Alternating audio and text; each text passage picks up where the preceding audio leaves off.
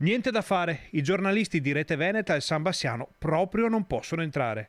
A maggior ragione se è in corso una riunione fra il DG Bramezza e i promotori della petizione sulla sanità della Pedemontana. Assieme ai sindaci, ai consiglieri e alle firme dei cittadini ci siamo presentati anche noi e sentite com'è andata a finire. La direzione mi dice, gentilmente, le interviste di farle al di fuori. Le abbiamo fatte al di fuori. Abbiamo intervistato tutti al di fuori, volevamo entrare. Qualche immagine non è possibile. Io seguo quello che mi dicono. Quindi lei mi conferma, dalla direzione ha detto che non si può entrare. Avete sentito bene? Non solo ci viene detto di fare le interviste fuori dai cancelli dell'ospedale e non si capisce perché, ma anche ci viene imposto il divieto di entrare nel nosocomio. Risentiamo. La direzione mi dice, gentilmente, le interviste di farle al di fuori. Le abbiamo fatte al di fuori.